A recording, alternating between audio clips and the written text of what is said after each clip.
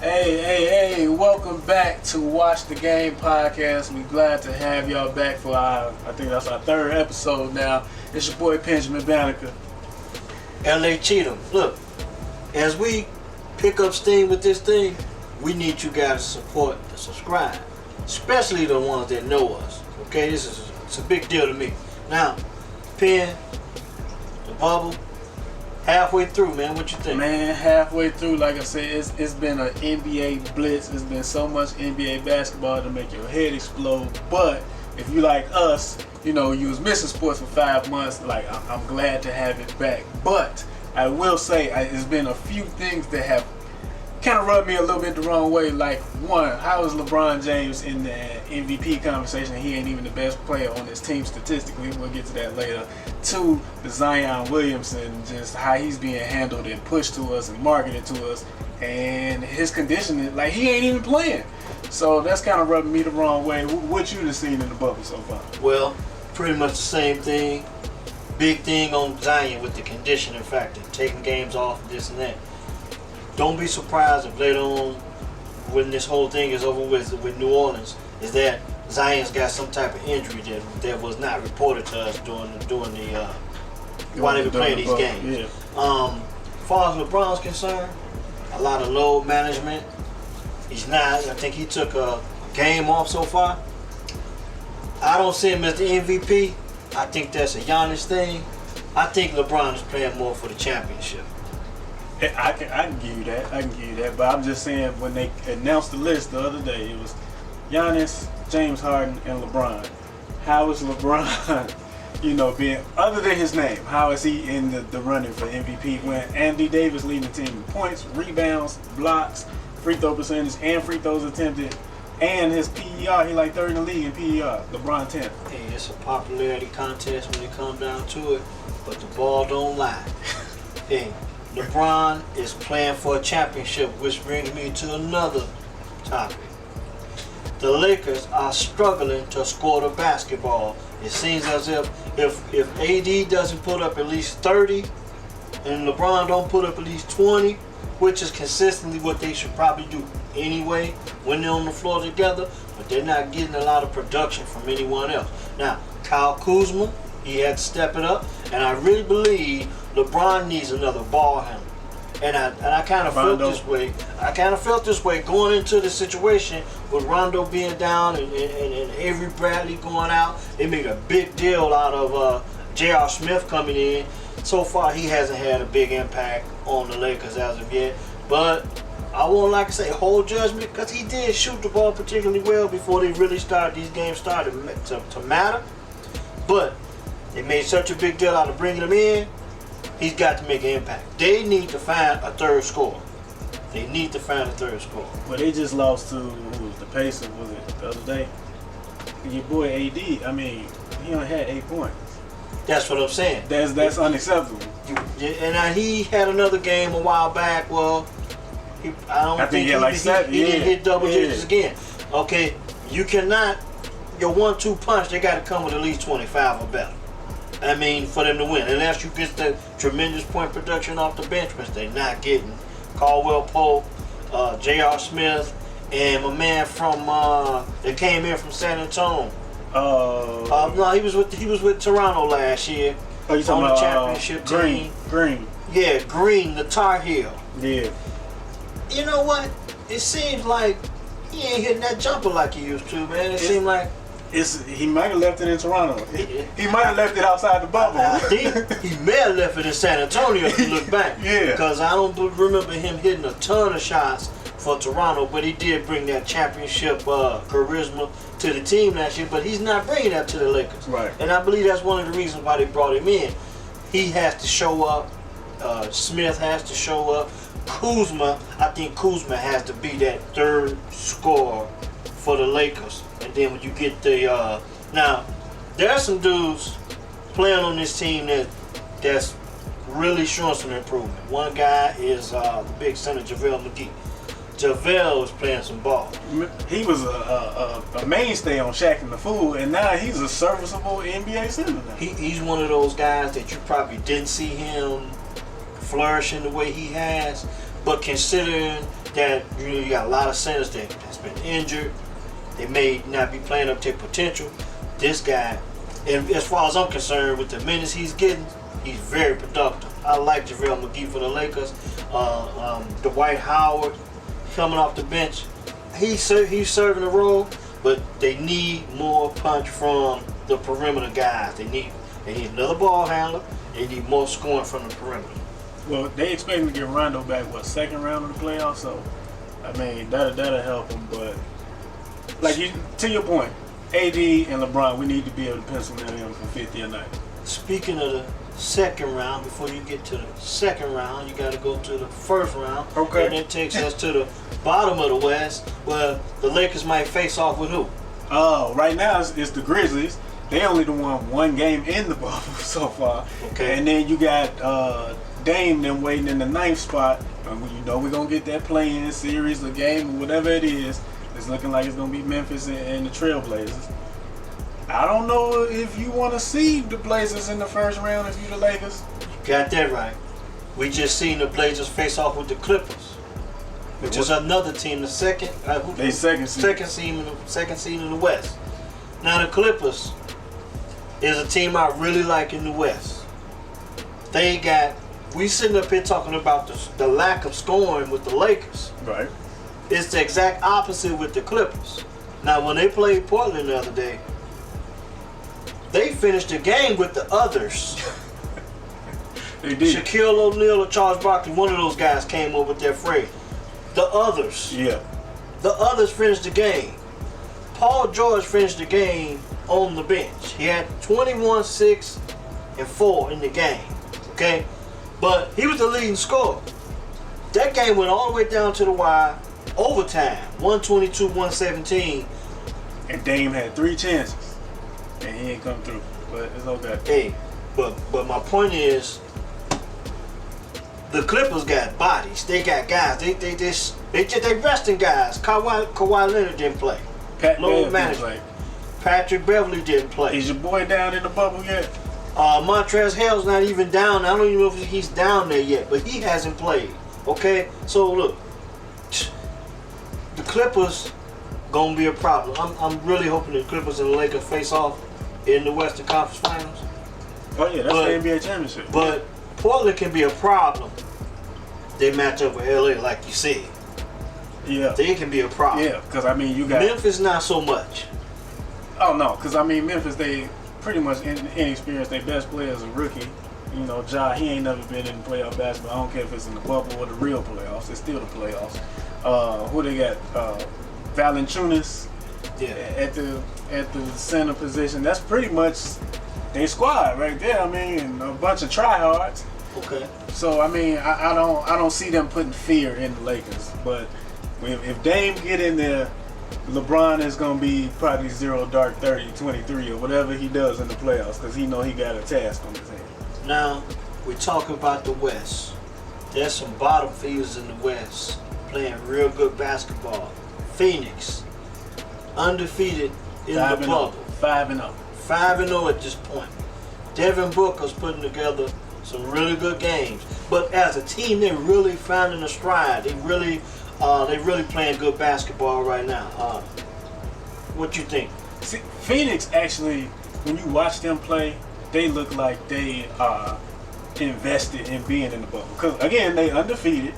They playing hard. They playing good basketball. Devin is out there making a name for himself. We already knew he could hoop. But he's down there showing like, yo, I deserve to be on the upper echelon of, players in the league. So he's showing us that. But then you got some bottom feeders like, let's say the Wizards. Now I know they missing. I know they the Eastern Conference, but they haven't won a game at all. Yeah. The Kings, they 1-4 down there. Like it's just nice to see. They probably not gonna get in the playoffs because they just ain't got enough games to close the gap. But it's nice to see them go down there with a focus and a purpose to, we here to make a statement. Once again, featuring Devin Booker and them just playing good basketball at this point. I think they might just be setting their sights on playing good basketball at this point. Not so much worried about getting in the playoffs, but just having a good showing, going out on a good note. So far, they're going to have a winning record in the bubble. 5-0 with 3 games remaining. You can't beat that, yeah. And it's just a testament to who they coach, Monty Williams. They got them boys like them. This is a young team, and they in the bubble. Like I'm sure they don't want to be in the bubble, but they focus. You know, they showing more grit than a lot of the veteran teams down. Some pros and cons of being in the bubble. We talked about home court advantage and stuff like that. There's no such thing as a home court advantage now. So it's more so about the matchups. This is another reason why the Lakers may not want to face Portland. Okay, I'm gonna go out on a limb. I'm rolling with the Clippers, Houston. We got Houston. Houston would play OKC in the first round. Houston, OKC. OKC is interesting because I told people years ago when Westbrook was in OKC how he played the position. It amazes me how when it was him and Kevin Durant together, they just couldn't close the deal. Mm-hmm. Every NBA game comes down to, in my opinion, the decisions you make ride all the way out to the last 3 or 4 minutes of the game. I seen the Thunder played the Lakers. The Thunder played the Lakers. They beat the Lakers hands down. But the key thing that stood out to me was the way Chris Paul managed that basketball game. He controlled that game. Kids, if you want to be a point guard, watch as much Chris Paul as you can, because there's not a lot of guys in the league. Not the new Chris Paul. There's not a lot of guys in the league that do it like Chris Paul anymore. Rajon Rondo was one of them guys, but he's not out there. You got a lot of these high volume shooters, but they don't manage the game well, and it comes down to the last 3 minutes. Now, wouldn't it be a trip? I mean, if OKC knocked Houston off in the first round, because you got James and Russ used to be on OKC, and they in Houston, and you couldn't beat your whole team. Hey, it's gonna come down to Chris Paul handling the game. If it weren't, a lot of people feel if it weren't for Chris Paul going down a few years ago, Houston would have been a lock to be in the finals and maybe even win the championship. Yeah. You know, so just the way that he manages the basketball game, and it's just a compliment to Billy Donovan and how he's got those guys playing through the point guard position, and how it's a throwback way of playing the game. He distributes the ball well, and getting the guys the ball in the right spots, and at the same time he's still getting his numbers. I mean, at 35 years old. 35 years old, Chris Paul was really doing his thing. He's really showing. We're not gonna see guys like this too much longer. Oh no. Guys that go out and manage breed. basketball game like a quarterback would. But Chris Paul, hell of a performance. Billy Donovan doing a hell of a job with OKC. Considering the situation, all the guys they lost in the last 3 to 4 years, they lost a lot of talent. And they still, they middle of the pack. Middle of the pack. What more can you ask for right now? Right. Great job. Now switching gears, moving over to the Eastern Conference. So, in the bubble, what have you seen out the Eastern Conference that you like? Who's been disappointing to you in the Eastern Conference? We'll just kick it to you first. Well, let's talk at the top of the East. Milwaukee's holding it down, but a few occasions it seems like the style of play is different from one game to the next. I mean, I've seen it's a lot of hard fouls being given, and Giannis is in the middle. He's in the middle of a lot of questionable calls down the stretch of these games. But Toronto had a big win against the Lakers. That was last week. Yeah. They hanging around. They got that second seed. I mean, it's still a toss up in my mind. I mean, when you talk about the Bucks, I mean they're playing good basketball, but there's some matchup issues when you talk about teams like the Heat and maybe even the Celtics. It's some matchup problems there. I mean, I'm not gonna give it to the Bucks right away because I just gotta kind of see how things line up. The Pacers sitting at the 5th seed right now. Just don't know. Well, especially the way T.J. Warren been hooping lately. Now, again, playoffs is a different monster, but the last weekend you said off camera that you thought he was the MVP of the bubble. So far, he the MVP of the bubble. Him and Devin Booker putting together some great games. Don't get me wrong. Doncic had a great game. Harden had some great games. But these guys are coming out on the back. I can kind of compare them too, but they'll probably end up in the playoffs. But they're probably playing with the same ambition as the Suns are in the West. I mean, they got some guys back, and now they're trying to just kind of feel their way in and make the best of this experience in the bubble. But they may be in position to knock off somebody, and they might be a tough out when it's time to match up in the playoffs, especially with no home court advantage. I hope it ain't my team, the Heat, be a Heat guy, because that's how that first round matchup will line up. The Heat playing the Pacers with the Heat having home court advantage. But who we didn't talk about, and they're in the second seed right now, is the Raptors. Now, are the Raptors as good as they were last year without Kawhi? No, they're not. But for them to still be in the second seed, they still the defending champions. They got Van Fleet coming back. Kyle Lowry still there. Siakam is taking a big leap forward. Still got Marc Gasol there. Like, they got some pieces. What it is, for years, the Toronto Raptors was always right there.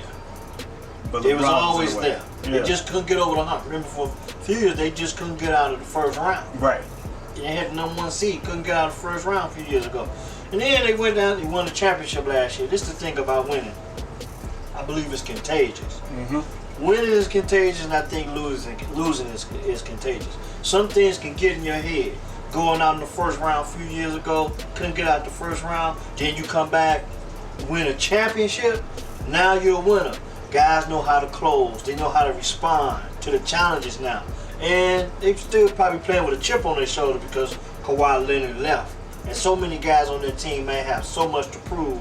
So, they're defending their championship now without the MVP. Right. And, I mean, the way it's setting up, they would get Brooklyn in the first round. We know Brooklyn, KD ain't played all year. Kyrie is out. DeAndre Jordan not down there. They picked up Beasley. I don't even know if he's still playing in the bubble. But, I mean, it's just a bunch of guys on the Nets right now. So, that's a good tune-up for them. I'm sure Brooklyn will play hard, but, they'll get through that. And then we'll see where the chips fall. But the Raptors are really, really impressed. Because at the beginning of the year, I had them down in the conference. I thought they'd be a playoff team, but I was thinking like 6, 7, something like that. So for them to be 2, I'm really impressed with what they're doing. I mean, they're most definitely trying to defend their crown, and I think they're going to have a great opportunity to do that. Like I say, I wouldn't count them out. I'm not going to really kind of see how this thing match up down towards the end, because these teams using these 8 games to get these tune-up games in, they matching up to get seeded in for these playoffs. Somebody's going to be playing good ball by the time they get in. Just don't know. Keep saying, no home court advantage. And then you ain't got to worry about so many other things you ain't got to worry about. Tickets, travel, getting the family in and out. Hey, you can just focus on basketball. We getting on the bus, we riding over to the arena. Hey, all we focus on are the matchups now. Yeah. There's no home court advantage. The road life, all of that is all in the bubble. We down here with Mickey Mouse. I tell you what, I don't think we're going to get to play in the East, because the Wizards are like 8 games out. I think you got to be within the game or something like that, the way it's breaking down. So the Wizards are just down there. They're missing their 3 top players, but they 0-6 down there. So like, they truly just there. So we can make the Wizards. And they missing some key ball players. We talked about that earlier. Wall not there, Bill, Bertans. Like, they missing their top 3 guys. So I get it. But I mean, the guys on their team are still professionals. They 0-6. I mean, I feel like me, you, Jay, Sean, and Dale could go down there and be 0-6. Hey, maybe we get a 10-day contract or something. I don't know, but I don't like how you go down there and be 0-6. You can't pick off not one team. It's a challenge when you going when you're losing your top 3 players, and you're probably trying to just piece the roster together just to survive. The good thing is what? I mean, They're just playing for the future, kind of like the Suns. But Brooklyn missing their top three guys too, and they done won 3 games. Hey, but we knew that going in. Brooklyn was good before you brought in Kyrie, before you brought in KD. They haven't played. Because they made the playoffs last year. Okay, they were good anyway. Yeah. I mean, they just added some depth. I mean, not depth. They added marquee guys, and then the depth was going, which is something they're going to probably look towards next year. But look, you're talking about 2 different types of ball club. You're taking your top 3 scorers. The depth is not there for the Wizards. Yeah. Not the same depth that you got in for Brooklyn. But I mean, either way, it's still shaping out. East Conference, Western Conference. I mean, the playoffs will be a welcome sight, especially with us being in this pandemic situation. Now, let me just get you on record. You said you like the Clippers. I most definitely like Clippers because of their depth and their defense. Those guys play some defense. Boy, I watch their defensive rotations. I'm a stickler for defense, especially with so many teams shooting the 3 so well. It's so hard to get out on shooters and shut down the paint at the same time. And they do a hell of a job of just getting bodies out there and just shutting down the paint.